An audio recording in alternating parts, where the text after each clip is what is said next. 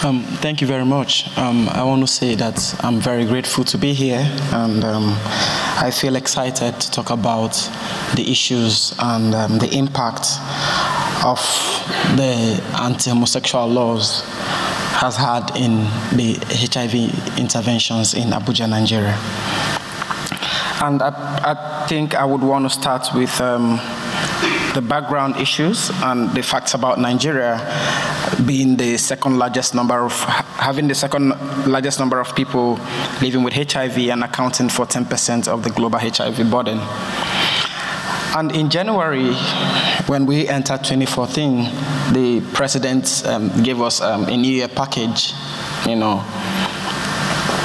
by signing the act that criminalizes same-sex marriage into law, which includes relationships of men who have sex with men, amorous relationships according to the law, organizations providing services for men who have sex with men, and then the association of people living with gay men living with HIV and AIDS, and any person who aids and abates or supports such an organization gets 10 to 14 years imprisonment.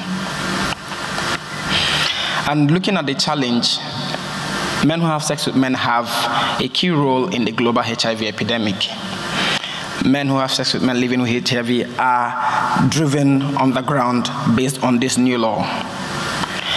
MSM service providers, people like us, and also other men who have sex with men, risk 10 years to 14 years imprisonment.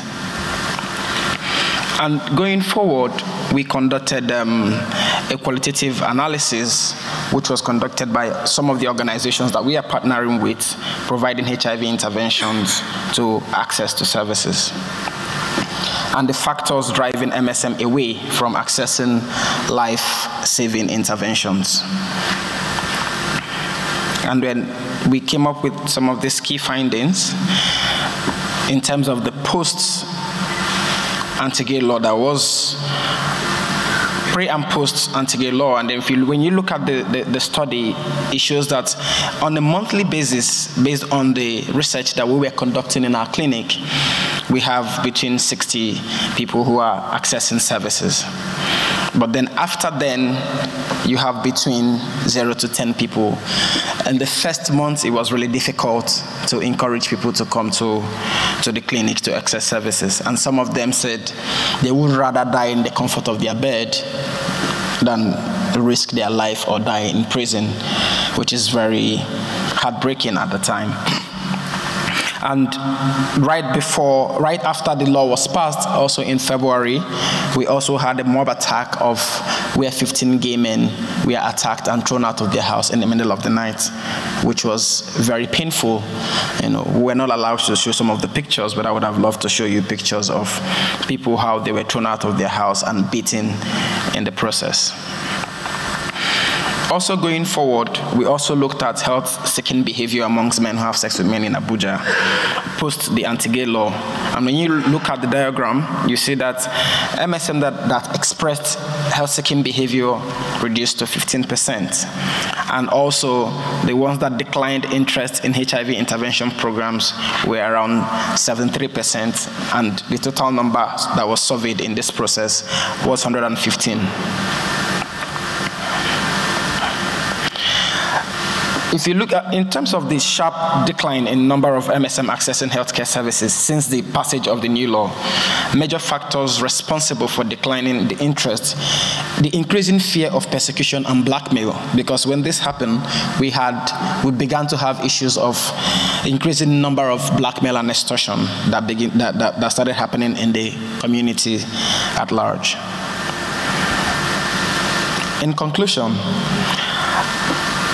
the overwhelming decline of participation in healthcare interventions poses grave consequences in public health programs in Nigeria, because we won't be able to achieve HIV/AIDS-free generation if we keep criminalizing same-sex activities around Africa and also around the world. A government having punitive laws limits the optimum participation of MSM in public health programs. And if we are talking about the post-2015 agenda, we should reconsider, because what we have seen happen is that, particularly in Nigeria and Uganda, our government has also criminalized same-sex activities, and also had come back on the other hand to tell us that it does not affect service provision. And I wonder why you want to eat your cake and have it back, because this includes in terms of when you talk about resources that donors are giving, our governments are coming back to say, no, the laws are not criminalizing service provision, and we wonder what that really means in terms. And then in going forward, governments around the world, both Africa and other places where same-sex relationship is criminalized, should repeal and also decriminalize laws to enable us to provide adequate and alternative services for key affected population, both in Nigeria, both in Uganda, but everywhere else where same-sex relationship is criminalized. Thank you very much.